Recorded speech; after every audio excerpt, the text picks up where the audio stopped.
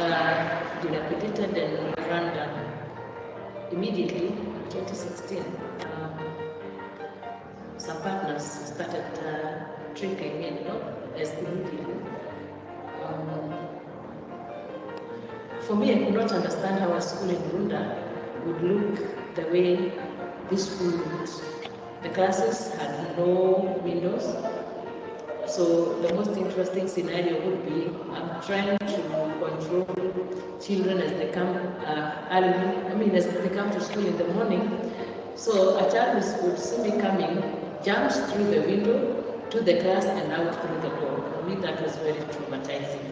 So a quest to win partners started, and no partner wanted to be associated with Cheleta because of the way our students were a menace to the residents. They would go and destroy the bells, they would go and steal their sugarcane, their fruits.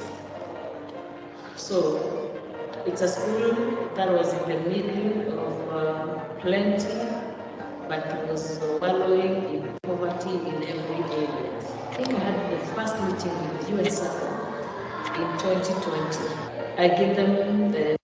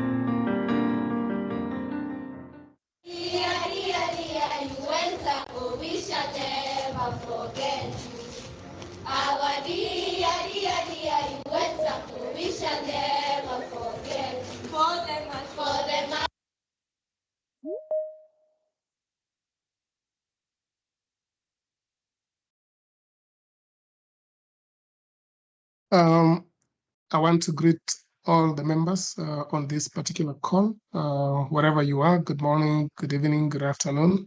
Welcome to today's webinar, where we want to talk about financial literacy. My name is Nebert Avuzwa, the Chief Executive Officer of the UNDT SACCO, and I want to appreciate your time for joining today. So please feel welcome to this particular very, very important webinar.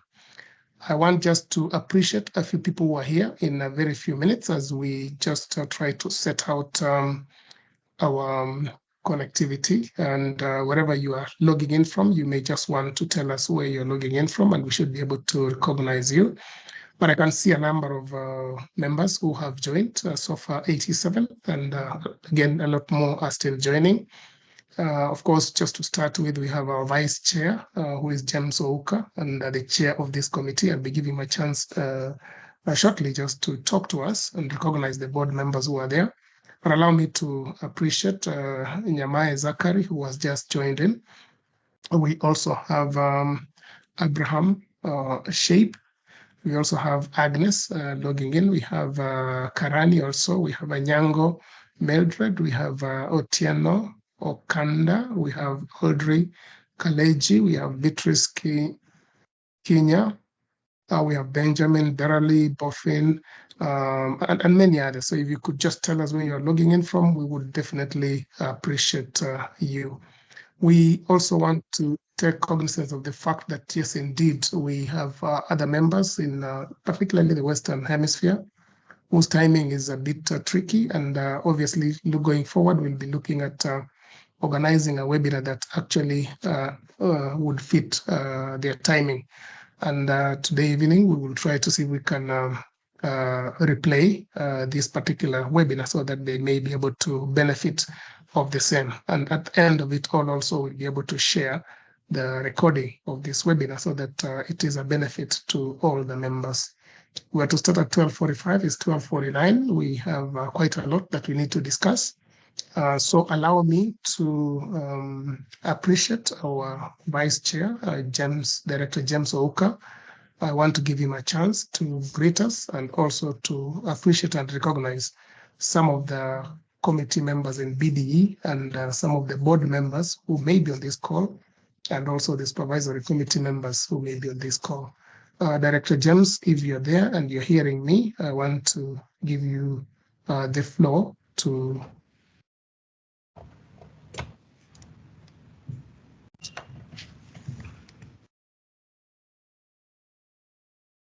Thank you, Dr. Our CEO, FCPA, Dr. Nebert Avuzwa. Honorable members, good afternoon, good morning, good evening, based on your time locations. We really appreciate you. I can see the number keeps on growing. It points to the importance and the manner in which we treat webinars as a source of information for us in the UN SACCO. So I want to take this very opportunity to welcome you from wherever you are joining, and that as the CEO has made it clear, we shall be taken through financial literacy. I want to recognize also members of the board, members of the supervisory committee, and also our facilitators for today, Elsie Maina, Nelson Muriuki, and Bethany Musioka. I won't take much time, because time is of essence to us. I want to give this opportunity to the board members present, just to take time to introduce themselves. This committee that deals with facilitation of webinars with business development and education, I am the chair of this committee. We have Director Christine Wanjala as the secretary and Director Philomena McKenna. So the three of us make the committee. So thank you so much, members. It is now my humble opportunity now to invite members of the board. And I call upon the board chair, if at all he has joined, to take the mantle, and then the rest will follow. So welcome, directors. Thank you.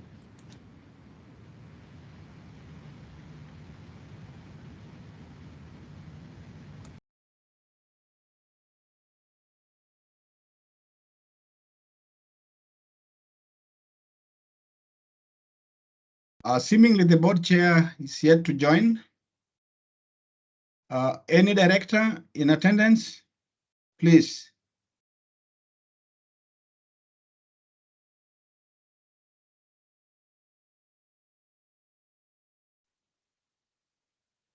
Good afternoon. Can you hear me, Director James? You're loud and clear. Proceed. Thank you very much. Good afternoon, honorable members, Director Alwodi Stanley. Thank you and welcome for this webinar. Thank you. Back to you, James. Thank you, Director Stanley. Directors, let's go fast. Time is not on our side.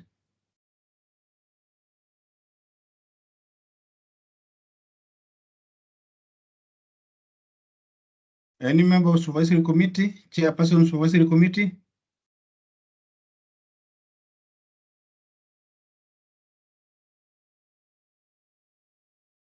I don't see any. I think they'll be joining as the meeting progresses. CEO, in the interest of time, I want to take it back to you so that you take us to the next phase. Thank you so much. Thank you so much, Director James, who is our Vice Chair. Thank you very much. Other directors, if they get us along the way, we'll give them an opportunity to introduce themselves. But allow me to just bring to us our presenters for today. And we have two presenters for today. And allow me just to maybe take us through their profile. We have Zakaria Nyamweya. Zakaria Nyamweya is a seasoned bank professional working as a relationship manager at Stanbic Bank. And of course, he looks at the employee banking. His experience spans over 10 years in Stanbic Bank and 20 years in the industry. He holds an MBA, an SACCO, a BBA in accounting. He is also a certified Financial Fitness Academy coach. Zakaria is passionate about service quality provision and strives to provide excellent financial and credit solutions to clients with prudent choice that improve the quality of their lives. Allow me also to introduce to us the second presenter of today, and she's called Elsie Maina. Elsie Maina, she's also a seasoned client experience professional. She's been with the bank in terms of ambition. She drives financial inclusion. Elsie runs a Financial Fitness Academy, a program that she started 7 years ago to deliver value to clients using insights drawn from a wealth of expertise. She holds a Bachelor's of Education in Economics and Business Education, as well as certification as a Financial Fitness Academy coach. She's also a Human Services Designed Architect. She is currently pursuing Client Journey Architect certification at CX University. She hopes to infuse her design passion together with her desire to drive financial inclusion. As Kenya is our home, we need to drive the growth of the country. So thank you so much. I want to give it back to our presenters, Zachary Nyamweya and Elsie Maina. If you are there, Zachary, I don't know who's going to start, either Zachary or Elsie. Over to you, and best of luck.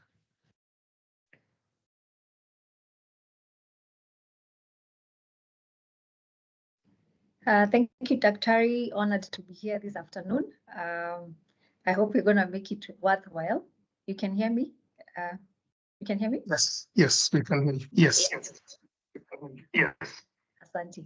So glad to be here this afternoon. We hope to make it worthwhile, being the lunch hour, knowing that we have a few minutes to spend together to talk about financial inclusion So we are delighted by this invite, and thank you for UN SACCO Secretariat for allowing us to come and talk about financial literacy, which is at the heart of what Standard Bank and Stanbic does, both in Africa and other affiliate nations, and also in Kenya. So as Zach introduces himself, allow me to be putting up a presentation. Yeah, thank you for having us, and thank you for the introduction, Dr. Norbert. It's a pleasure to be here. Happy to be here. Like Elsie said, we are from Stanbic Bank, and this is part of our agenda to make sure that we give all, include our customers into the position where they're financially prudent in everything that they do. So it's lunchtime, we're aware of that. So I think you can enjoy your meal as you listen in. It would be a good thing. So at least you don't miss out. But we're happy that we have your full attention so that you don't miss out on anything. Thank you. Back to you, Elsie. All right, thank you, Zach. I'm still trying to look for a presentation. Just a minute.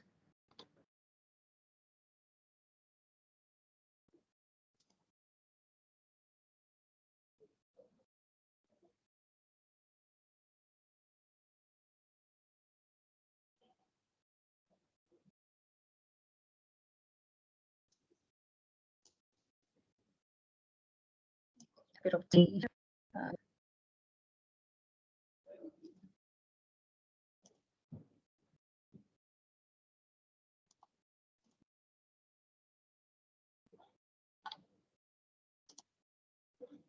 Okay.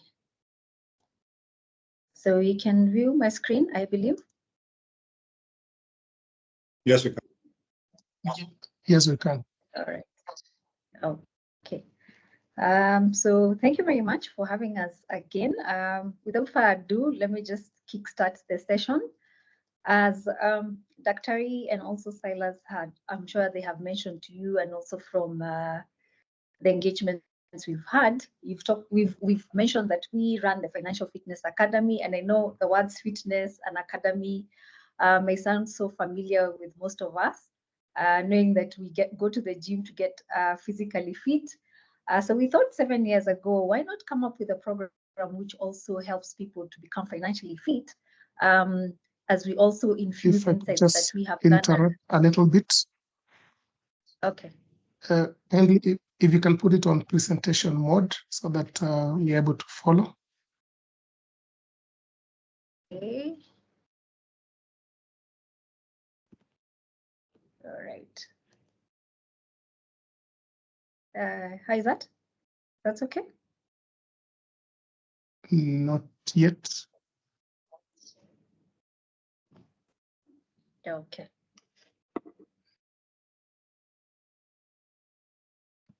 So let me just escape and do this again. Yeah, so technology lets you down at the most awkward moment. Thank you for bearing with us.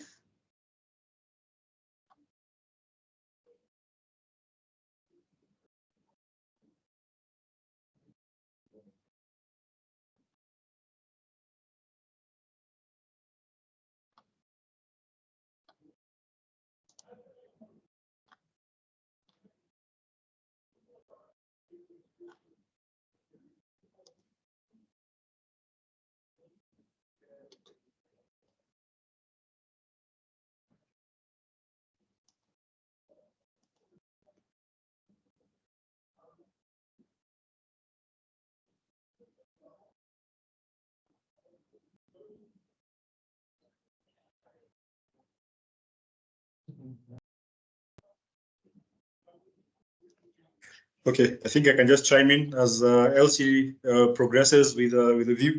So as she was explaining, what we do in Stanbic Bank and what we do is to make sure that you have the basic skills and the basic tenets to basically know how to manage your money. It doesn't matter how much you earn. It doesn't matter whether you're earning 20,000, whether you're earning 100,000. It doesn't matter whether you're in business or whether you're employed. These are basic life skills that are not taught in school.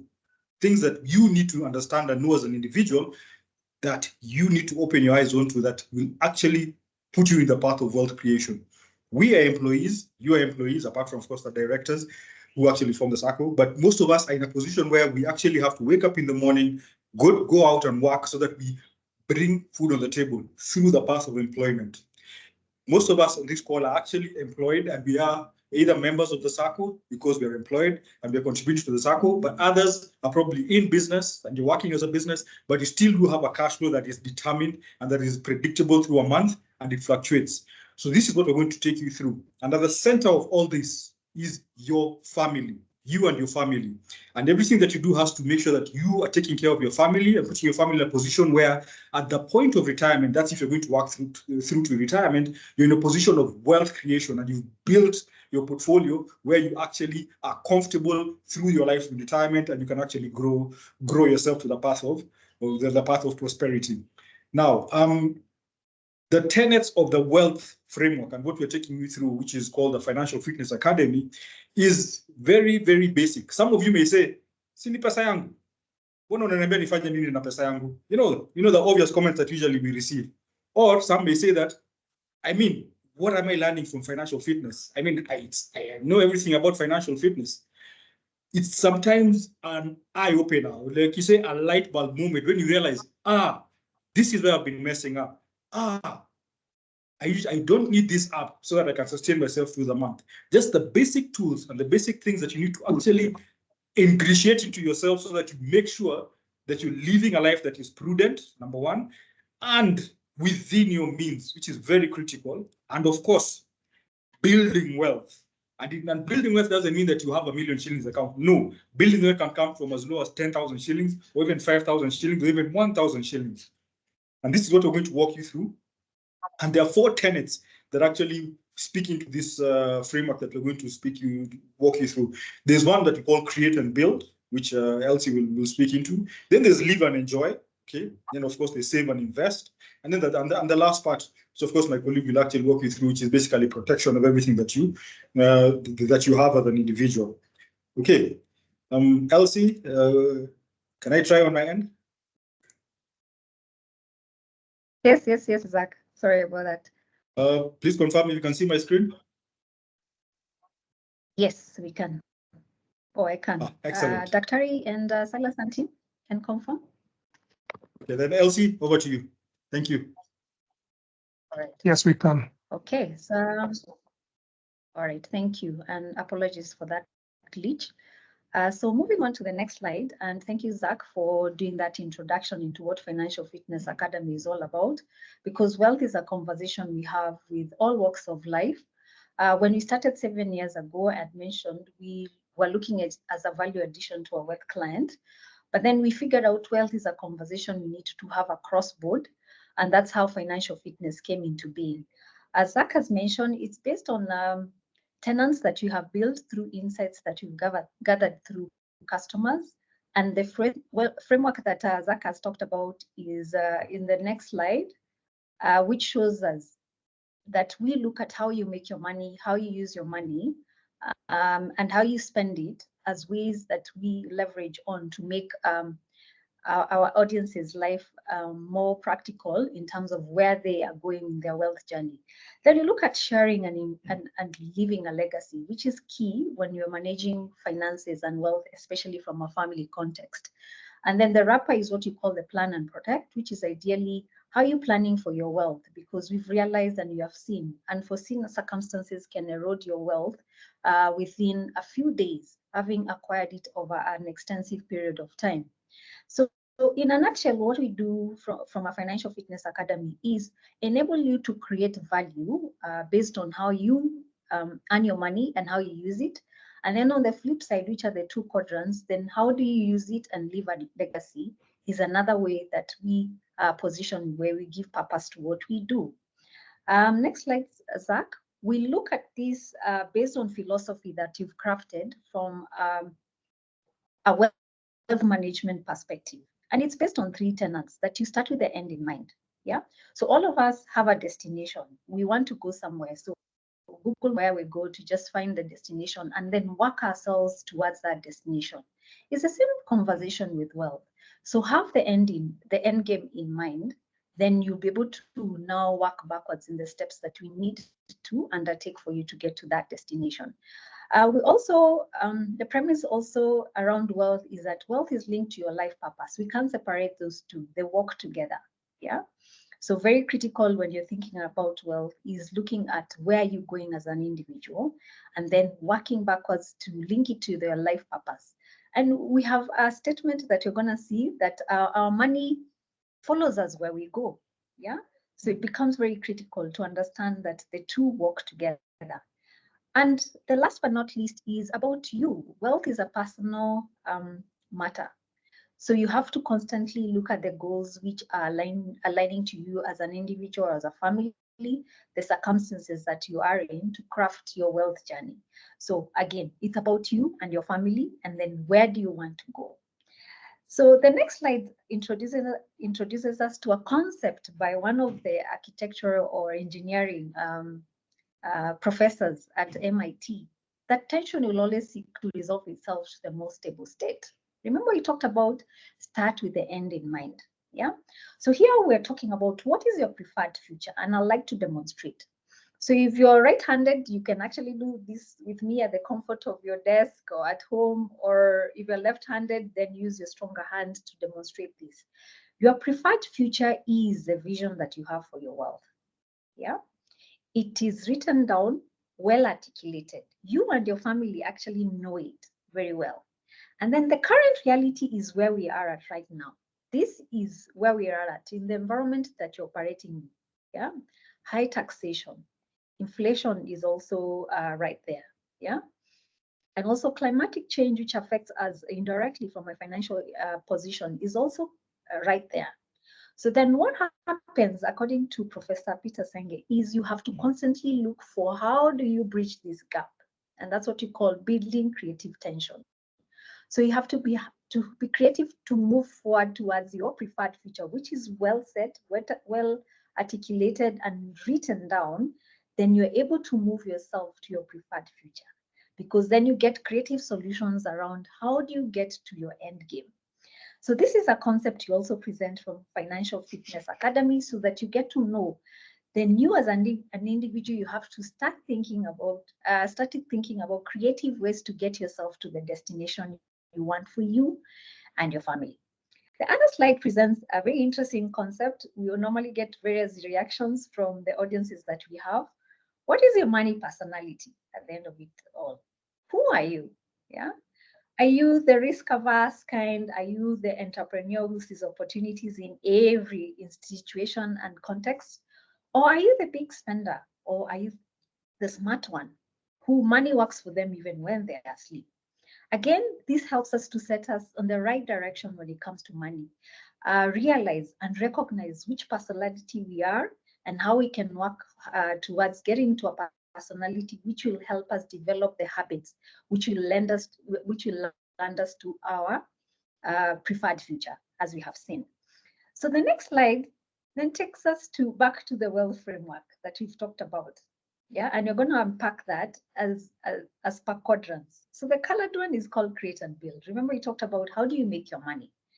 The next slide shows us there are various ways to make money. There are various journeys, and there are 4 characters that you get to see, and there are 4 journeys in wealth creation. Next slide, Zach.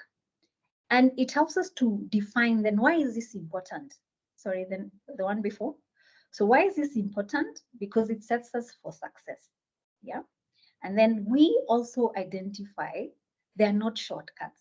You as an individual, you have to constantly invest in yourself. You have to constantly reevaluate your goals, your preferred future, for you to stay focused in you achieving the goals that you've set for you and your family in terms of your wealth creation.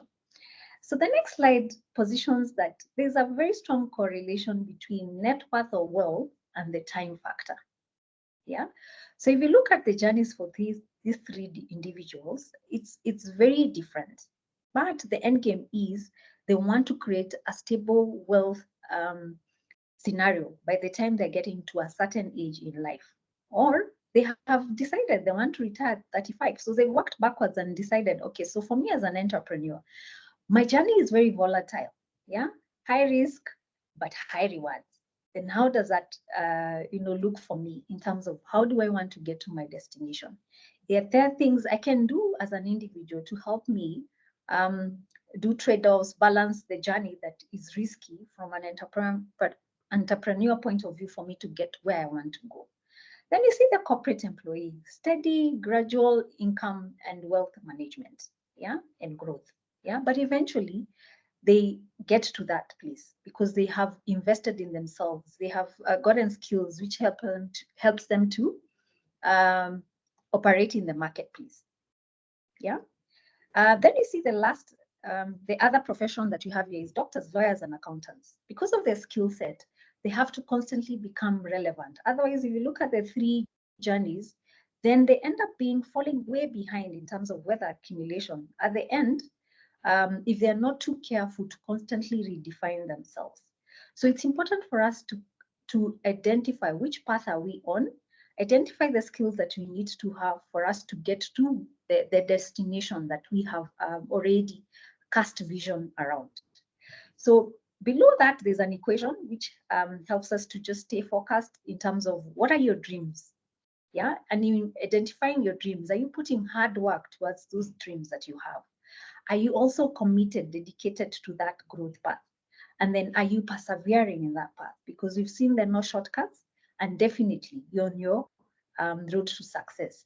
Again, if we downplay some of these aspects, then we find it difficult to achieve our targeted goal, yeah? Because then we are not ensuring that these four areas in terms of us getting to a success are fully in line with each other for us to get to where we want to go. So again, it's going back, reflecting and identifying what are the areas that I need to do more, re-enhance, re-evaluate for me to get to the preferred goal that I've set for me and my family. So the next slide, Zach, helps us to see and come to a point where we reflect, stop and reflect. Are you currently creating wealth? Yeah, that's a question you can ask yourself. What are the ways you can leverage your skill set to increase your value in the marketplace? Yeah, is getting a course, going back to school, acquiring another degree. Yeah, diversifying your skill set as well. Is it what is going to get you relevance in the marketplace? Yeah, and get you into that earning power that helps you to move to your preferred goal faster. Yeah, but within the time frame that we have shown you. Then in terms of risks and also trade-offs, what is that you need to be cognizant of when you're considering your ability to make money? So again, these are questions that we pose to our audiences so that they can start reflecting. When you started, you saw there's an app that we have at Stanbic, which you call Matters app. We call it your financial health partner. Yeah. So we encourage you to download it. It's in Android and also in App Store. It helps you walk this journey, and it's packaged these quadrants in a way that you can relate as an individual, as a group, as a family, to always reevaluate where are you, what do you need to press, yeah, for you to achieve the goals that you have set for you and your family. So Jim Rohn tells us that we get paid for bringing value to the marketplace. So we get paid for value, not for time. So I know Gen Z would be happy with this because we are always clashing around, why do I need to work 8 hours?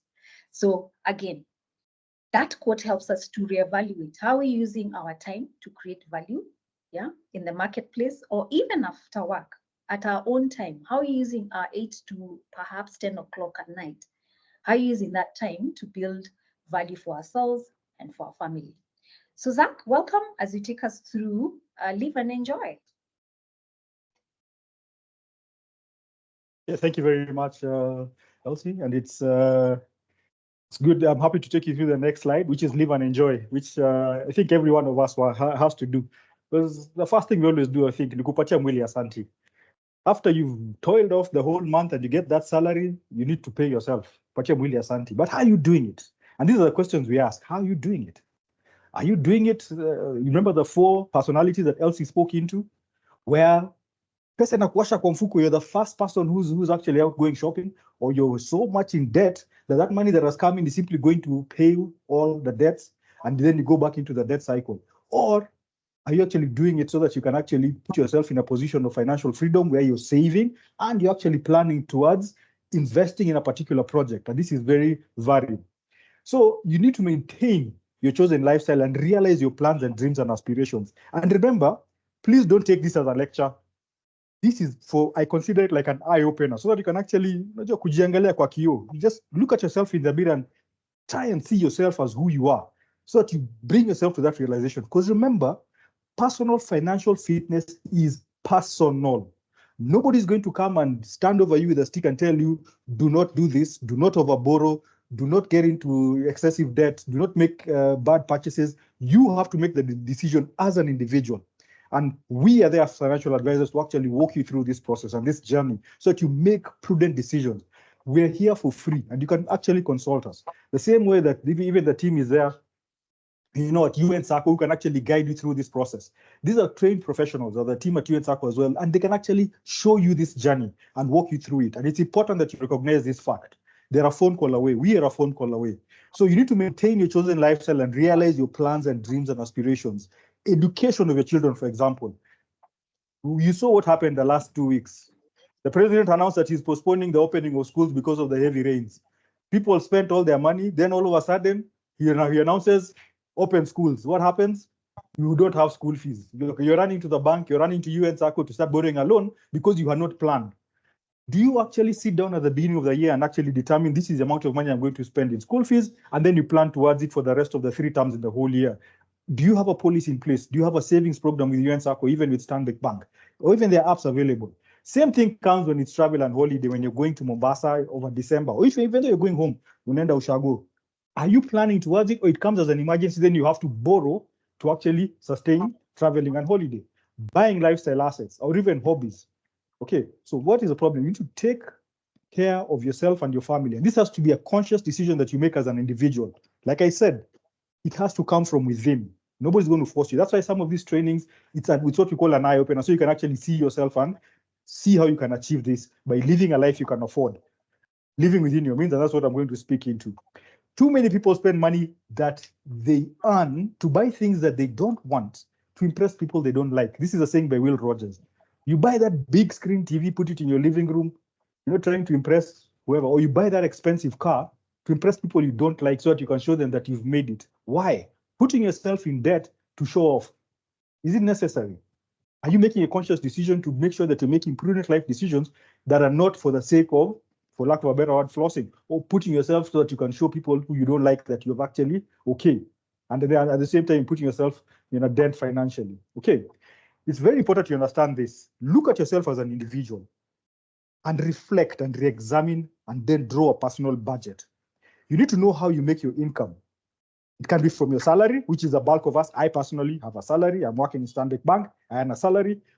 Then do you have rental income? Most likely it can be from as low as having, you know, what you call slumlords, or even you have a big property. That's fine. That income, and then or you have interest earnings. You have a savings account, you're earning interest. Then you less your expenses. Your expenses are fixed, variable, and unforeseen. These need to be considered in totality. That is whether you see whether you're in a position of positivity or negativity in terms of your personal balance sheet. Are you at the end of the month or the end of the year in a position where you have a net amount that is coming in or a net amount going out? This is something that you can only re-examine as yourself.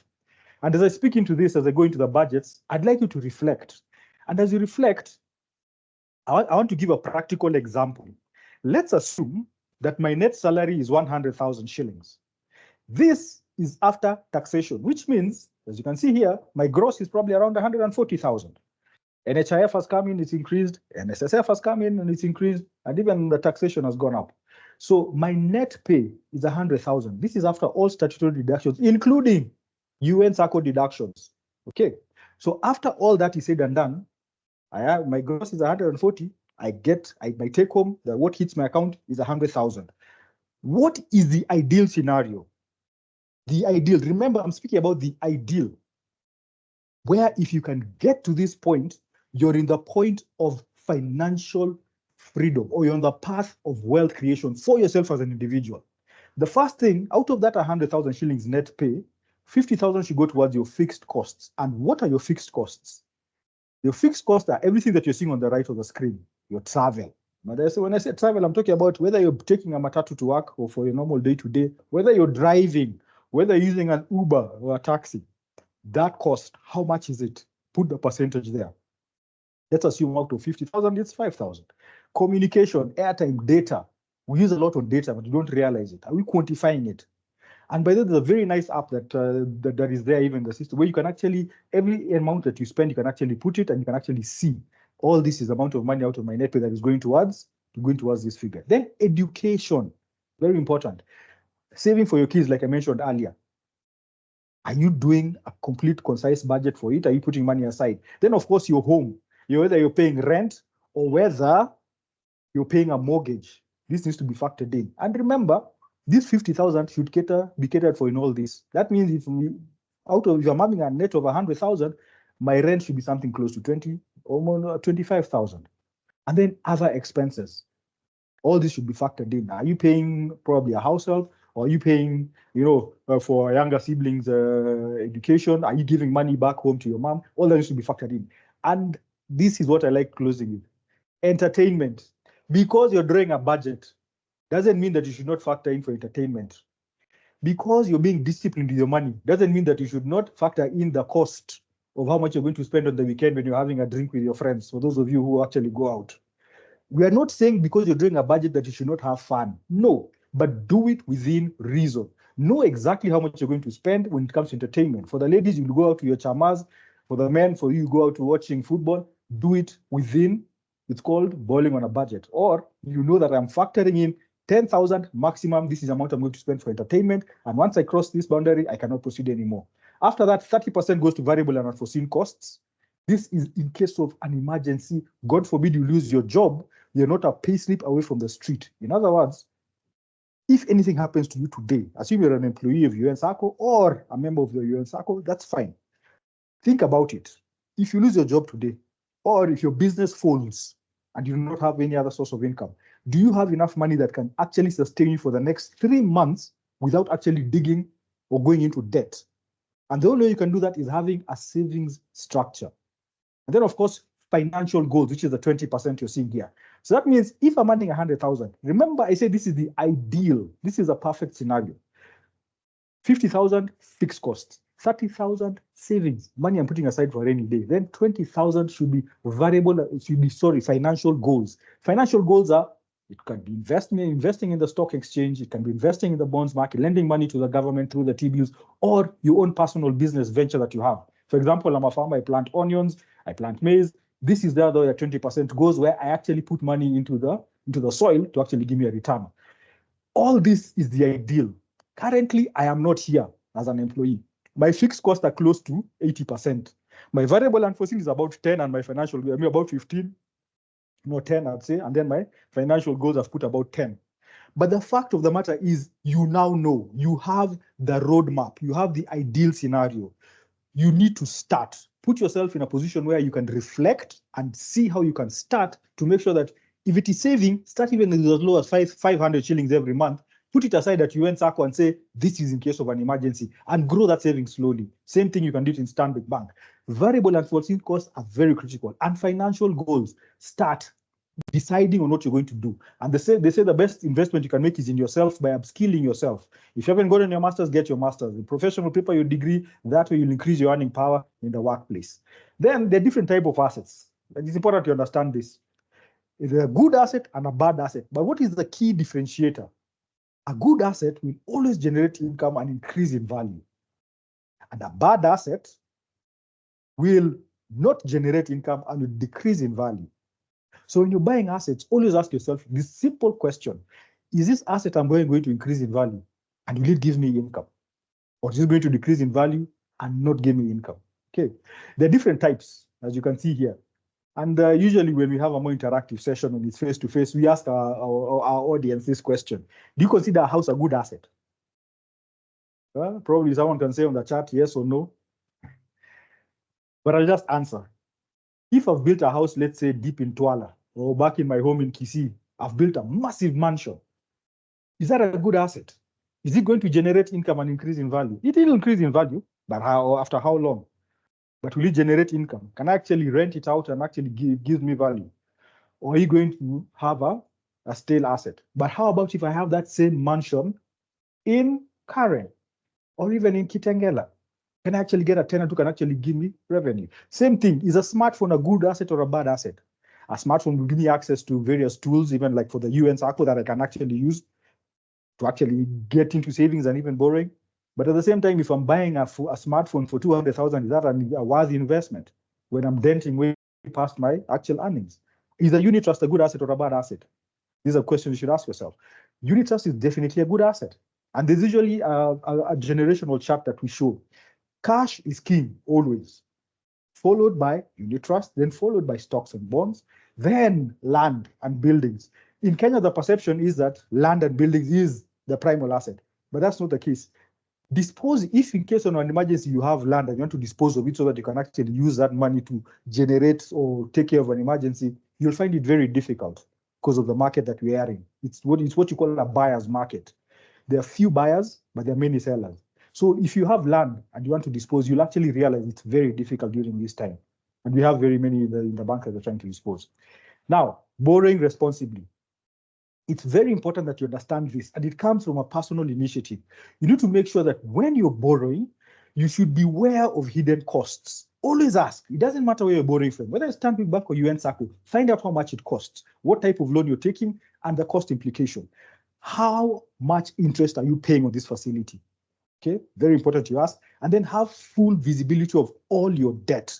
Now, usually we ask this question that in terms of everything that you do you have visibility of all your debt? If you put them in an Excel sheet, can you see everything? And we're talking about your UN SACCO loan. We're talking about if you have a bank loan. We're talking about if you have an M-Shwari loan. We're talking about if you have, the apps that are there. I don't want to mention names. These are all valid entities. Do you have full visibility of that? What should you do?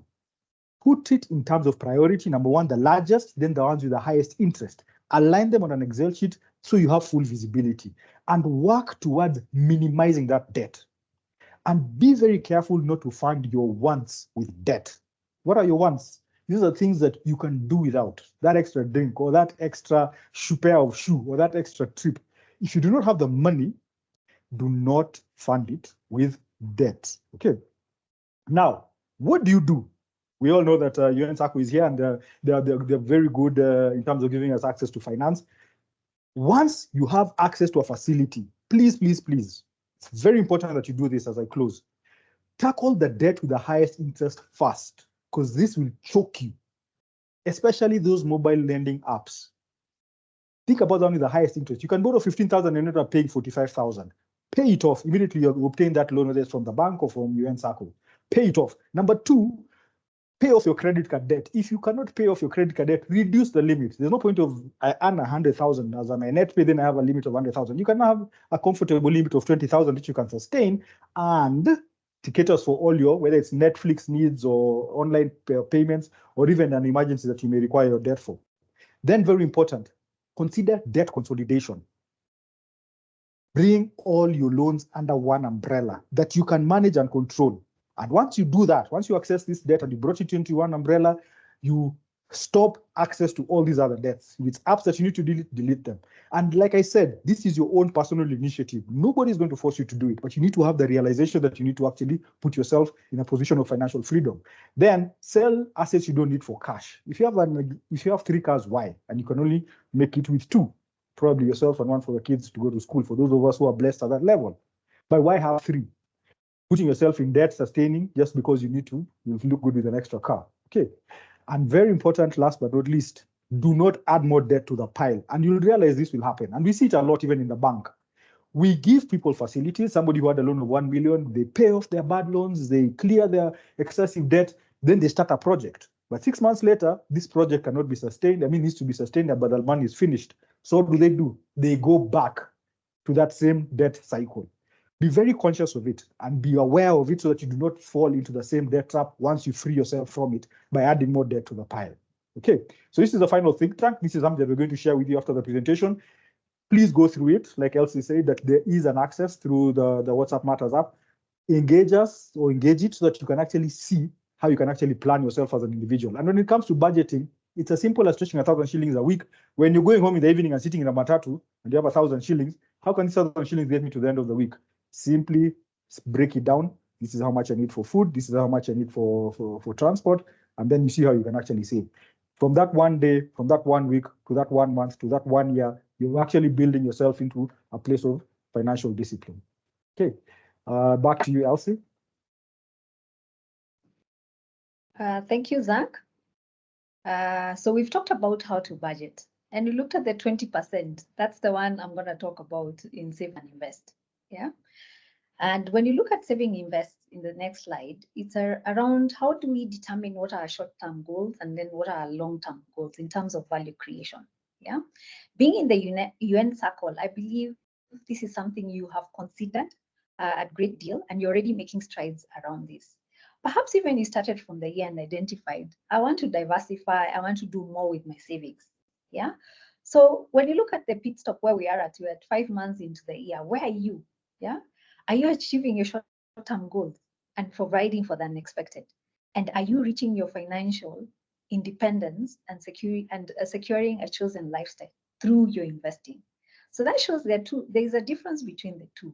One, solutions for short-term, and the other solutions for long-term investment, which you might need at that point of retirement, or that goal that you set, which will last you like 10 years, 15 years from now. What do you want to do with your money? Remember, we talked about philosophy. The end game is what we are unpacking here. So when you move to the next slide, we look at various ways that we save and invest. But before we do that, Warren Buffett, being the richest, one of the richest persons in the world, tells us, do not save what is left after spending, but spend what is left after saving. That's a very good habit to develop. Yeah. So I encourage you to also share this with children. So I've realized as we grow, we need to constantly make financial literacy a thing, even in our own households. So when you look at the types of saving and investment, this is which we are currently privy to. So we can save in the money market, save. We can save in term deposits. As a bank, we also have saving avenues as well, similarly to what UN circle has.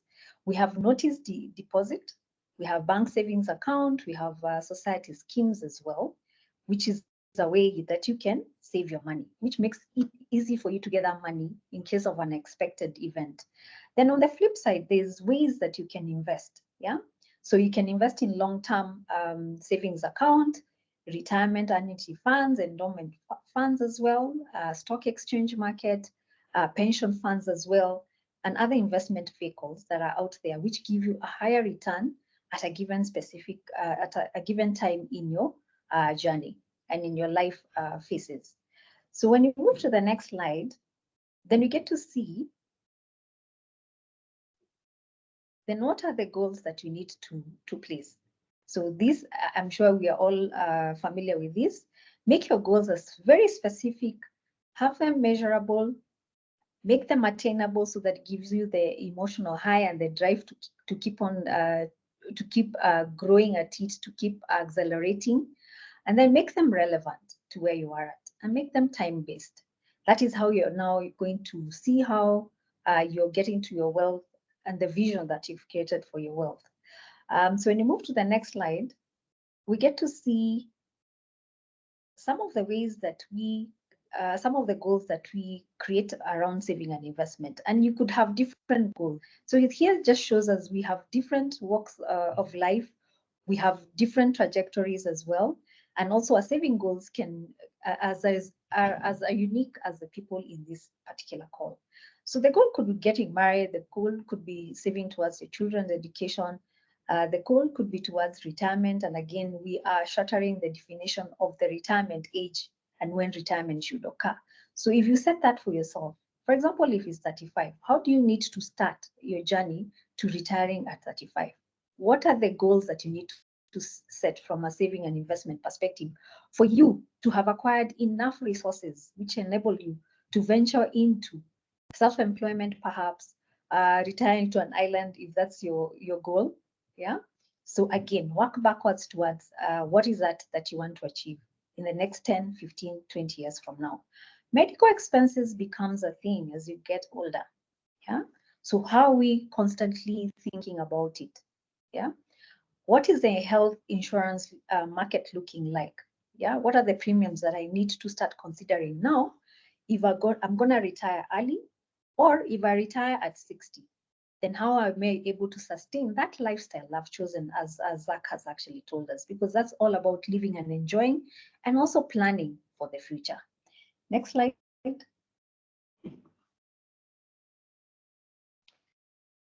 So now we usher ourselves into the compound interest zone, where we talk about being the eighth wonder of the world. He who understands it earns it, but he who doesn't pays.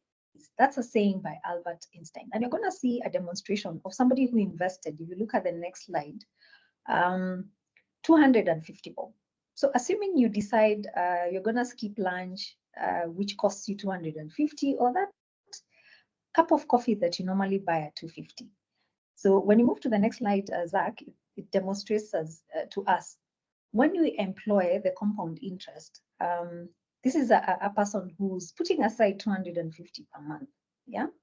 After 5 years without interest, they'd have accumulated around 15,000 shillings. But at 8% interest rate, they'll have accumulated 18,370. So again, small amounts, humble beginnings actually matter. And that's what we are presenting today. So don't despise where you're starting from and how much you're starting on. You never know where you are gonna set your sights at and achieve your financial goals that you have set for you and your family. So if you look at that, again, time, value for money, there you see it. If this person continues, stops investing after 5 years, and lets this money grow, then it will, at 8%, he will have achieved 60,000 at the end of 20 years. But the other person who employs the compound interest factor and keeps investing 250, lets it earn 8% for a total of 20 years, then it will earn them 147,255 at the end of 20 years for just 250. So this shows us the impact of the small amounts that you put aside for a specific time and a time period, and how much it's able to multiply. So now postulate that into bigger amounts. Then you start seeing how compound interest is actually our friend. So a colleague of mine keeps on saying, put a dollar sign, also be, in front of that figure. Then it actually shows you how much then you'll have earned by then. Next slide, Zach, thanks. Okay, so that still talks about small amounts that matter and how this grows. Next slide. Okay, so that aspect that you look at when you're looking at saving and investment is also time in the market. And we have seen various emotions portrayed when people come to investing.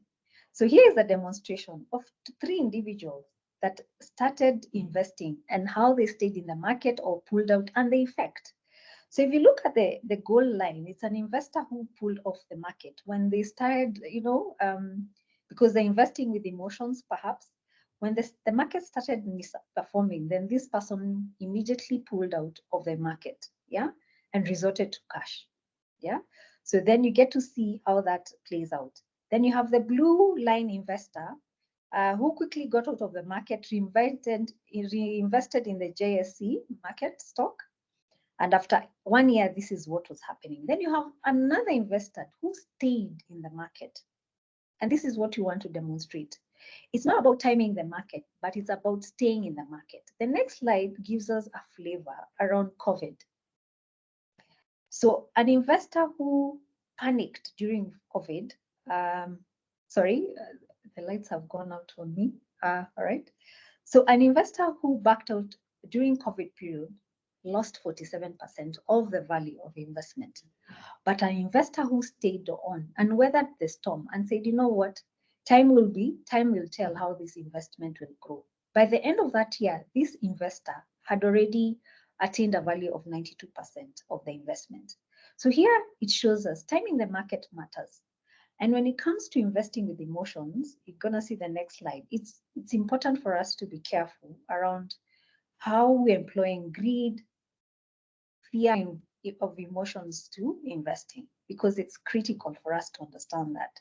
So we get to hear, the ear on the ground, current reality, the markets are operating this way. We are operating in a high tax environment. The stocks are not doing too well, and all manner of things that we hear. And we normally see the behavior of individuals is actually to start investing when they hear the buzz in the market. In Kenya, there was one point where we started investing in quail because it was the in thing. Yeah. However, as we all know how multi-level marketing operates, yeah, it has a crashing point, and that's actually what happens with investment as well. But when the market, yeah, is looking a bit grim, a bit distressed and all that, that's the point of entering the market, yeah, because then time will be at your favor for you to have higher returns because you have invested with the right notion without the emotions playing a big role in how you are trending in the saving and investment environment. So the next slide helps us to look at then what is a pit stop. This is our pit stop, another one, where we think about our saving and investment goals this far. Yeah. What are the long-term savings goals that you can make for you and your family? Yeah. Are they making value for you? Do you need to have a sitting with UN SACCO officials for you to just look at where do you want to be? Because you've cast a vision around your wealth. What is it that you want to achieve? Then work with your UN SACCO officials for you to get there. Yeah. Then what are you comfortable with as discipline to save towards your goal? Again, very drastic measures around your lifestyle, as Zach has told us. Reflect on how you've been performing. What can you do better? Where can you scale down? Where can you scale up for you to reach the desired end game that you have set for you and your family? Then number 3, I think affects most of us. Do you have enough funds available for an emergency? Very important for us to think about that. Do you have 3 to 6 months salary stashed away just in case of any eventuality? Yeah. And life has shown us it can happen at any moment. So when you look at the next slides, then it ushers us to the environment of how do you then plan and protect? Nelson, I don't know whether you managed to log into the call. You can take us through share and legacy and also plan and protect. But before Nelson comes in, share and legacy is also part of the quadrant that we help our audiences to think about. Yeah. Think about your neighbor. What legacy do you want to leave for the family? What are the considerations that you can make when you look at the next slide in terms of how do you impact your society, the community around you, your family? Are you leaving a legacy? And one critical person who has taught us the right way to follow is Mother Teresa, with the effect of the ripple that happens once you throw a drop into the ocean. It has an impact in terms of a ripple and reaches the masses. So that's why thing becomes very important in leaving a legacy. And next slide helps us to look at then what are the ways you can consider. Yeah, that's Mother Teresa for us. The next one, yeah, areas that you can consider is how do you give back to the local community? Define what is that. Is that your time, your passion, or your money? How do you impact your country? Yeah, how we do it here in Kenya, I can see we have audiences in Arusha is through tax. Similarly to you as well. Do you leave an inheritance as well? Yeah. Do you start a family business where you work together, grow financial muscle with your children so that they can also tend to themselves? Start casting their wealth journey early enough. Other alternatives that you can consider is alternative investments. Again, you can talk to your UN SACCO officials on how you can leverage this space. Then invest in your passion. Yeah. What is that that makes you feel good that you've given back to the society? The next slide helps us to look at a quote by Albert Einstein that it's every man's obligation to put back into the world at least the equivalent of what they have taken out of it. Yeah. So what is that gonna be for you and your family? How do you leverage your time, passion, and money? When you move to the next slide, we're gonna look at then we bring this full circle. I don't know whether Nelson has logged in. Then how do you plan and protect? So please proceed.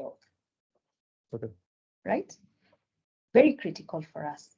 So when you look at the wealth framework, this is the overall wrapper around the wealth framework, because we've realized you'd have put effort, your dreams would have come to fruition, yeah? Yet something unexpected happens which throws you off the game, yeah? So why this is important to protect yourself from unforeseen events which can erode your wealth, yeah? And you've seen that can happen within minutes, days, and weeks. Then how do you achieve that? Create a sound financial plan, an adequate insurance in place to take care of your family and to protect you in case of such events. When you move on to the next slide, then you get to see how do you solution for what are your needs, yeah? How do you keep your family safe and sound? One of the things that we encourage our audiences to do is a will is a legal document where you explain how and to whom your assets are going to be distributed to at death, yeah? So I know here we are crossing into the taboo line, but it's important. Remember, it's about you and your family. So how do you want to leave a legacy for your family? How do you want to leave them protected at the point that you leave this world? So a will is very important. We normally encourage for you to start considering that as a place to start. And then insurance, we've talked about that. How do you plan for those unexpected events? So we look at the various insurance products that you have when you look at the next slide. So we have short-term and long-term insurance avenues that you can consider. But before that, ask yourself, what are the insurance covers that you need to take out? And who can take out the insurance cover? Yeah, can you take out for your family, your parents, your extended family as well? Very important for you to start considering that as you take out the covers. What are the premiums, excesses, and claims around those covers? Again, is an important aspect to consider. How do you buy? Banking institutions have become also distribution channels for insurance covers. So can you access this through the various financial institutions that you have? Then how do you place a claim around the insurance? Yeah, so very important to consider. Again, look at where do you have high risk appetite, and then how do you evaluate your risk in terms of the appetite as well? Yeah, do you have staff which is valuable to you? So then that is high risk and you need to have a cover in place. Or do you have items, or you're also acquiring an insurance cover around things which have low risk? Then how does that now unpack in terms of the insurance covers that you're gonna look at? So the next slide shows us the short-term and long-term insurance covers that you can leverage on. Yeah. The other slide unpacks the nitty-gritties around insurance aspects as well. Next slide. Yeah. So important to consider, as Ayn Rand says, money is a tool that will take you wherever you want to go, but will never replace you as a driver. Remember, we talked about your life journey is linked to your wealth. Very important. So your money will follow you. So where are you directing your money? So when you move to the next slide, we get to a pit stop where now you consider what is that you need to start doing differently in terms of protecting yourself and your family. Yeah. So what steps can you make? What conversations can you have around short-term insurance, and what conversations can you have along long-term insurance after you reevaluate the risk, yeah, that you are willing to take, or the risk appetites that you have? Then you determine how you're going to proceed in this particular conversation around plan and protect. So when you move to the next slide, we have gone full circle, ladies and gentlemen. Yeah. So important for us to consider as we bring this to a close is a dream written down with a date becomes a goal. And a goal broken down into steps becomes a plan. And a plan backed by action makes your dreams come true. And that's a saying by Great Reid. Yeah. And I think it helps us to start looking at, we're 6 months almost into the year. Have the resolutions that you set at the beginning of the year making sense for us? Are we seeing value as we continue to the end of the year? Because I'm sure by the beginning of the year, we had set some wealth goals, financial goals. Yeah. So where are we at? Is there anything that we need to reevaluate? So very important for us as we consider the wealth journey. Remember, we have the What Matters app, which is your financial health checkmate. Yeah. So consider downloading that. It has everything that we presented today, and you're able to do the pit stops that you have asked in terms of questions for you to reevaluate. So next steps is redefine your budget or refine it. Set your goals and take control of your future because it is in your hands. And be aware of fraud and cybercrime, which has become a reality when it comes to money. So, dear colleagues, thank you very much for giving us this opportunity. Back to you, Dr. and Silas. We're happy to take any questions from the team. Thank you so much, Elsie and Zachary, for that very insightful presentation. So members, we are here. We want to take a few questions that are there, and our experts will be able to deal with them. There are two options. You could raise your hand. We allow you to ask your question, and our experts will be able to deal with it, or you can drop it on the chat, and we will be able to read and respond to you. So maybe we could start by show of hands. If there are any members that would want to ask any question.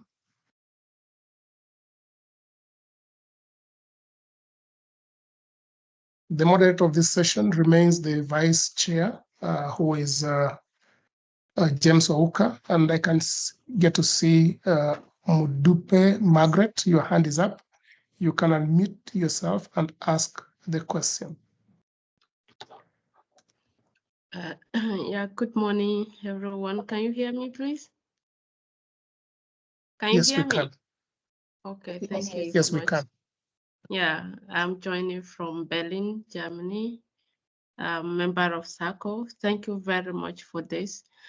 Since I moved to Germany, I've been having this problem of sending money to SACCO because when my husband was there, he was there doing it. But at the moment, we're not there anymore, but we still do our contribution.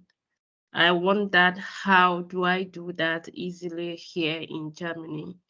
And secondly, you talk about the policies, like the long-term, how to take policies. I want to find out, does SACCO does policy, like life policy or other policy? The only thing I know is about the contribution. I don't think I have, apart from doing with the bank. Does SACCO do this for the members? Thank you. Thank you so much. We have the next question from Leah Wanjiru. Leah Wanjiru, you may unmute and ask the question. And the issue of sending money, I'll ask my technical IT, James, to be ready to respond to that. The issue of policy, I'll be able to deal with it. Leah?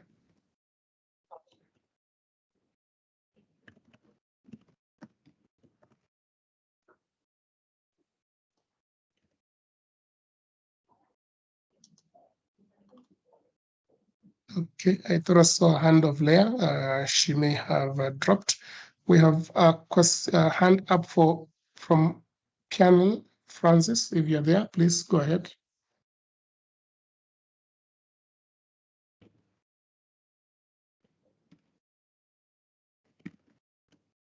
Hello, good afternoon, Canon everybody. Francis. Yeah. Yes, good afternoon. Carry on. Yeah, thank you. I'm speaking from Juba, South Sudan, and I'm glad to be a member of UN SACCO. My question is, currently my contributions are coming directly from my salary. But my question is, as soon as I leave work, I would still wish to continue with my contributions from either businesses or my personal savings.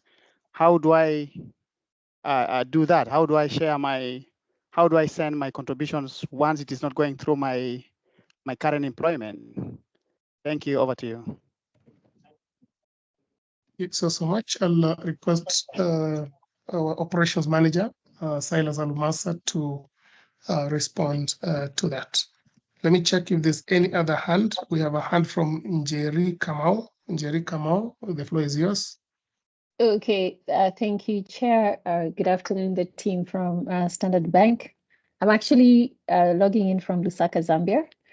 I'd like to know much in terms of the options that we have for the compound savings. This goes to the team that did a presentation. Could you please give us like top 5 options that you can think which are actually like things we can consider for us, particularly in employment, and which are easy, because I find that sometimes you get told about all these things, but then you find that the processes, and particularly when you're outside the country, are not as easy as possible in terms of tapping into those options. Thank you.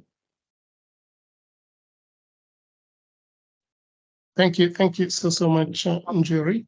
So that I'll leave it to Elsie Maynard to be able to. Let me just check if there's another hand, then we can deal with those. I can see a hand from Miriam Mulenga. Miriam.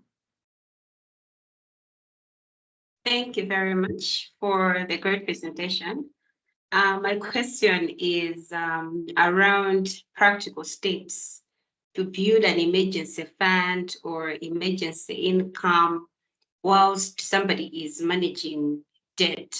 So I think I would want to learn about the practical steps that we can employ. Thank you, and over.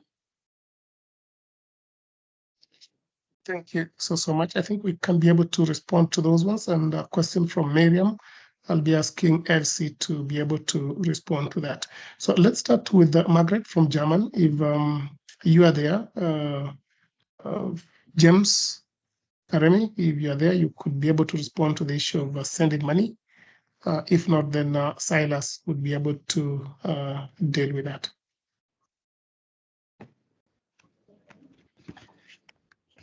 Thank you, CEO. I will be able to respond to that. My name is Silas. First, thank you so much for joining us from Germany all the way. And the sending remittances from any place outside the country, we have enabled it through our partner banks and the institution that we partnered with. So I will be taking your details so that we share with you the details after this presentation. But for all the other members, you are able to send the funds to the SACCO through our collection accounts, basically at KCB and the Citibank. So we will be able to share those details with you so that you are able to do that and be able to participate in the SACCO as usual. Number 2, on the other contribution. No. Okay. Sorry. Sorry, I thought you were said the other question. I wanted to remind you that it's about the policies. It's okay, you can go ahead. What was it about policies? Oh, about the insurance policies. That was your second question. Yes, we have our Wanamataifa, the what is called Shirika Insurance, which is run by our Wanamataifa Investment Company. That is our company at the SACCO, the Shirika Investment. So as you heard from the presenter, even right now, SACCOs and all financial institutions are facilitating insurance. So at the UN SACCO, you have the Shirika Investment, and to be able to facilitate you on all the insurances. So as I share the details for the remitting, we'll also share the details for Shirika Investment, and you'll be able to actually have that. Thank you. The other question was? I think I've answered that. Yes, you did. Thank you.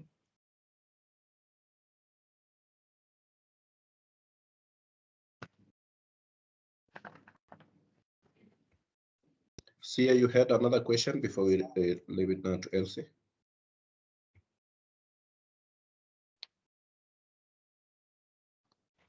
Thank you. Maybe Elsie, now you can come in. And okay, fine. It's okay. It's okay. Also answer the question. There's also a question on chat which you might need also to answer. When somebody requested about the retirement, there is a question here talking about investment as a retirement, as an investment option as you build for retirement. And we can check other questions as you answer the question that you collected now.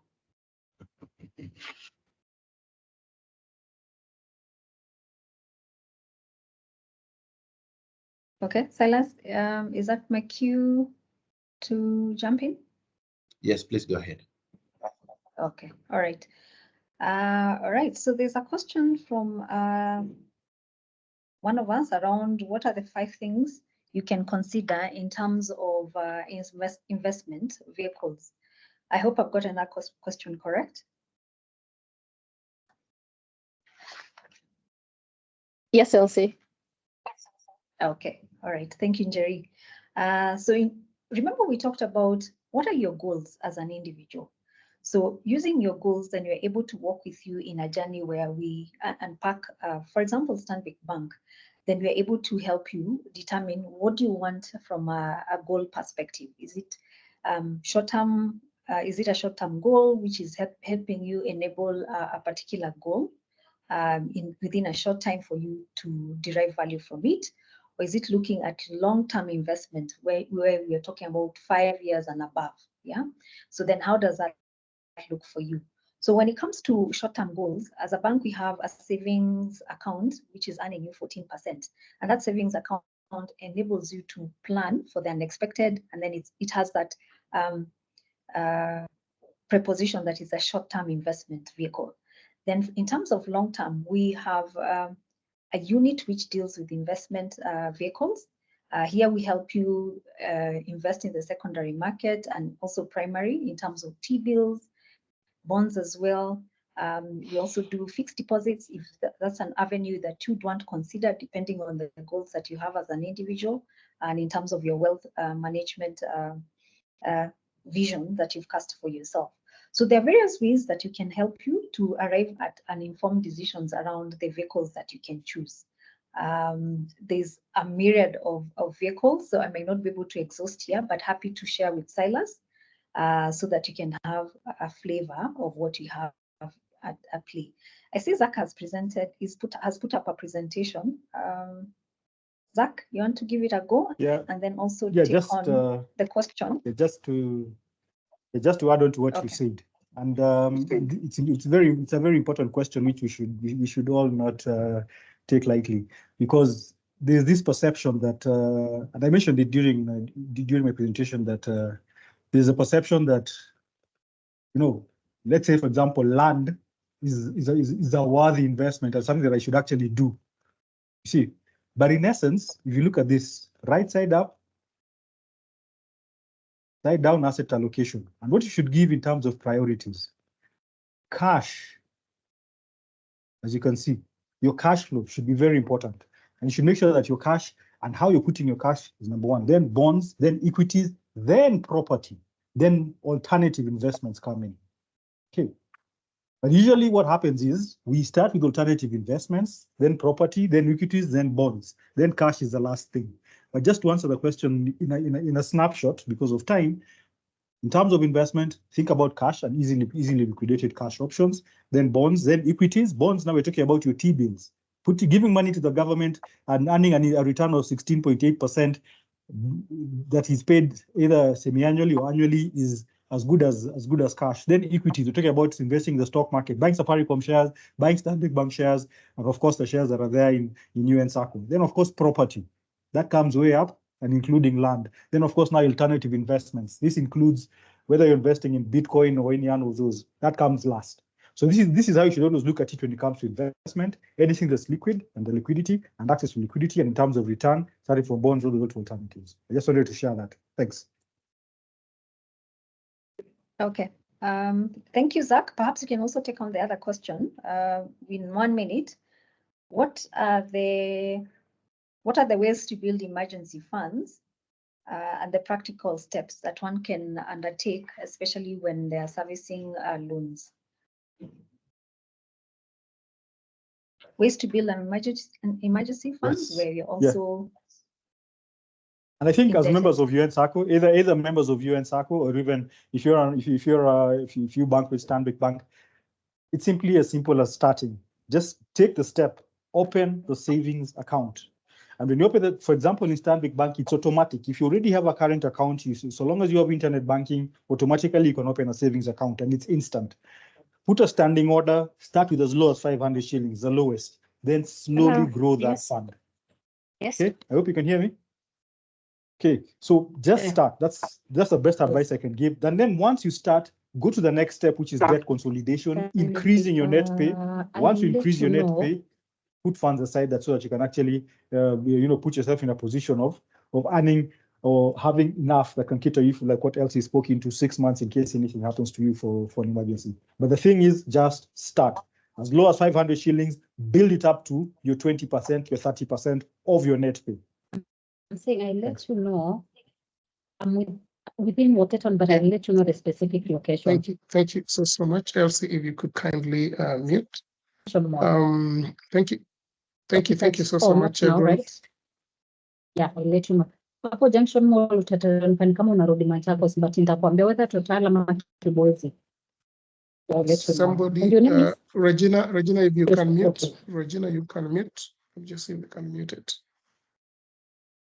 Very well.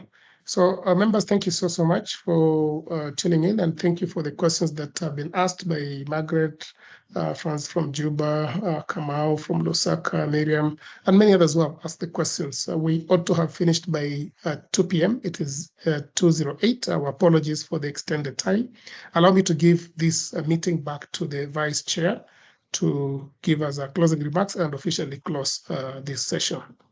Director James Oka, if you're there, kindly, the floor is yours. Thank you, CEO. I want to take this opportunity to sincerely thank our facilitators.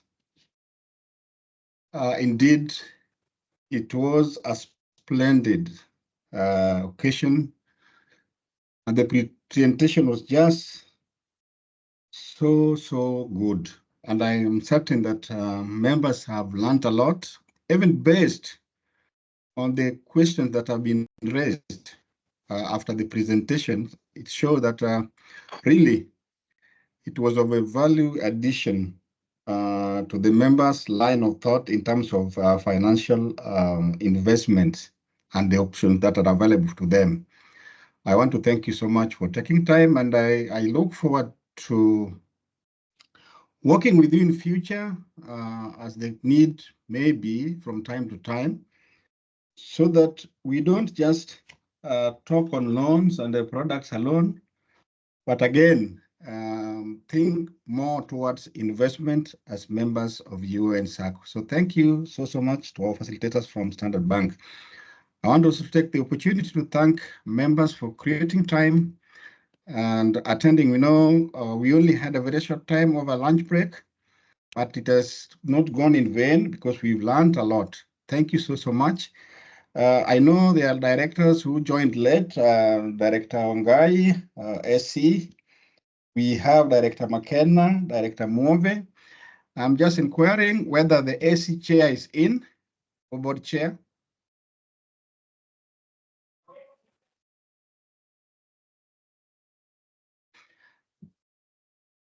With both of them absent, I want to thank you once again, honorable members and our facilitators. And that I want to say that the webinar is officially closed. And have a very blessed afternoon. Thank you. Asante sana. Thank you. Thank you. And bye. Thank you so much. We will be able to share the presentation to all the members.